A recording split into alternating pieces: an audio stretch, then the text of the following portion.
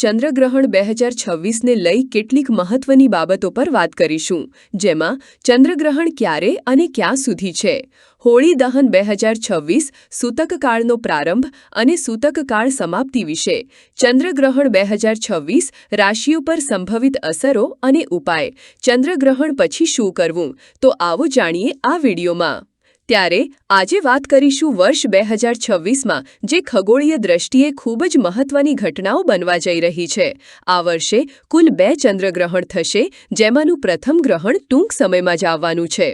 ચંદ્રગ્રહણ 2026 વિશેની સંપૂર્ણ માહિતીની જો વાત કરીએ તો વર્ષ 2026નું પ્રથમ ચંદ્રગ્રહણ 3 માર્ચ 2026ના રોજ થવાનું છે। આ એક પૂર્ણ ચંદ્રગ્રહણ ટોટલ લ્યુનર ઇક્લિપ્સ હશે, જેને બ્લડ મૂન પણ કહેવામાં આવે છે। સમય અને વિગતો ભારતીય સમય મુજબ તારીખ 3 માર્ચ 2026 મંગળવાર, ગ્રહણનો પ્રારંભ બપોરે 3:20 વાગ્યે, ગ્રહણની પૂર્ણાહુતિ સાંજે 6:48 વાગ્યે, સૂતકકાળ સવારે 6:23 વાગ્યે શરૂ થશે, ગ્રહણના 9 કલાક પહેલા। ભારતમાં દ્રશ્યતા ભારતના મોટાભાગના ભાગોમાં ચંદ્રોદય સમયે ગ્રહણનો અંતિમ તબક્કો દેખાશે।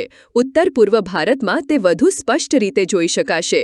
જો વાત કરાય તો આ એક અદ્ભુત ખગોળીય ઘટના ચંદ્રગ્રહણ જે વર્ષ 2026માં આપણને જોવા મળવાની છે।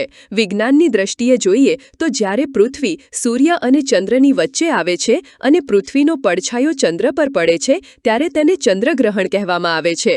3 માર્ચ 2026ના રોજ થનારું આ ગ્રહણ પૂર્ણ ચંદ્રગ્રહણ હશે। આ સમયે ચંદ્ર સંપૂર્ણપણે પૃથ્વીના પડછાયામાં ઢંકાઈ જશે અને તે લાલ રંગનો દેખાશે, જેને આપણે બ્લડ મૂન કહીએ છીએ। આ ગ્રહણની ખાસ વાત એ છે કે તે હોલિકા દહનના દિવસે જ આવી રહ્યું છે। ભારતીય સંસ્કૃતિ અને જ્યોતિષશાસ્ત્રમાં ગ્રહણનું ઘણું મહત્વ છે। શાસ્ત્રો મુજબ ગ્રહણના 9 કલાક પહેલા સૂતકકાળ શરૂ થાય છે, જેમાં પૂજાપાઠ અને શુભ કાર્યો વર્જિત માનવામાં આવે છે। ચોક્કસ 3 માર્ચ 2026ના રોજ આવનારું આ પૂર્ણ ચંદ્રગ્રહણ હોલિકા દહનના દિવસે જ હોવાથી તેનું મહત્વ વધી જાય છે। શાસ્ત્રો મુજબ ચંદ્રગ્રહણનું સૂતક 9 કલાક પહેલા શરૂ થાય છે। 2026માં હોળીના દિવસે ગ્રહણ હોવાથી પૂજાના સમયમાં ફેરફાર થઈ શકે છે। હોલિકા દહન તારીખ 3 માર્ચ 2026, સૂતકકાળનો પ્રારંભ સવારે 6:23 વાગ્યે, સૂતક સમાપ્તિ સાંજે 6:48 વાગ્યે, ગ્રહણ મોક્ષ સાથે। ખાસ નોંધ લેવી કે સૂતકકાળ દરમિયાન સામાન્ય રીતે મંદિરોના દ્વાર બંધ રહે છે અને ભોજન રાંધવાનું કે જમવાનું ટાળવામાં આવે છે। હોલિકા દહન ગ્રહણના મોક્ષ સાંજે 6:48 પછી જ કરવું શાસ્ત્રોક્ત રીતે ઉચિત ગણાશે। અહીં તેની રાશિઓ પર અસરની જો વાત કરીએ તો આ ચંદ્રગ્રહણ સિંહ રાશિ અને પૂર્વા ફાલ્ગુની નક્ષત્રમાં થઈ રહ્યું છે।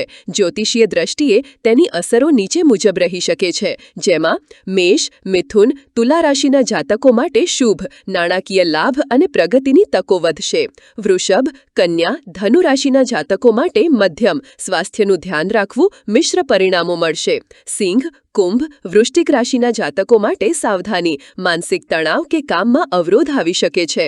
અને ઉપાય માટે જો વાત કરીએ તો ગ્રહણ દરમિયાન ઓમ નમઃ શિવાય ના જાપ કરવા અથવા મહામૃત્યુંજય મંત્રનો પાઠ કરવો ખૂબ જ ફળદાયી માનવામાં આવે છે। હવે ગ્રહણ પછી શું કરવું તેની જો વાત કરીએ તો ગ્રહણ પૂર્ણ થયા પછી સાંજે 6:48 પછી ઘરમાં ગંગાજળ છાંટવું, સ્નાન કરીને સ્વચ્છ વસ્ત્રો ધારણ કરવા, ગરીબોને અનાજ કે વસ્ત્રોનું દાન કરવું જે ગ્રહણના દોષને દૂર કરે છે। ત્યારબાદ જ હોલિકા દહનની વિધિમાં ભાગ લેવો। પરંતુ ધાર્મિક માન્યતાઓ સાથે આપણે તેનું વૈજ્ઞાનિક પાસું પણ સમજવું જોઈએ। ગ્રહણ એ પ્રકૃતિની એક સુંદર પ્રક્રિયા છે। તે આપણને બ્રહ્માંડની વિશાળતા અને અવકાશી પદાર્થોની ચોક્કસ ગતિ વિશે શીખવે છે। આ ઘટનાને નરી આંખે જોવી સુરક્ષિત છે, તેથી આપણે સૌએ આ અવકાશી નજારાનો આનંદ લેવો જોઈએ। 2026માં બીજું ચંદ્રગ્રહણની જો વાત કરીએ તો વર્ષ 2026નું બીજું ચંદ્રગ્રહણ 28 ઓગસ્ટ 2026ના રોજ થશે, જે આંશિક ચંદ્રગ્રહણ પાર્શિયલ લ્યુનર ઇક્લિપ્સ હશે। જો કે તે ભારતમાં દેખાવાની શક્યતા ઘણી ઓછી છે। અંતમાં એટલું જ કહીશ કે ગ્રહણ એ અંધકાર પર પ્રકાશના વિજય જેવી ઘટના છે, જે આપણને પ્રકૃતિ સાથે જોડાયેલા રહેવાનો સંદેશ આપે છે। આભાર।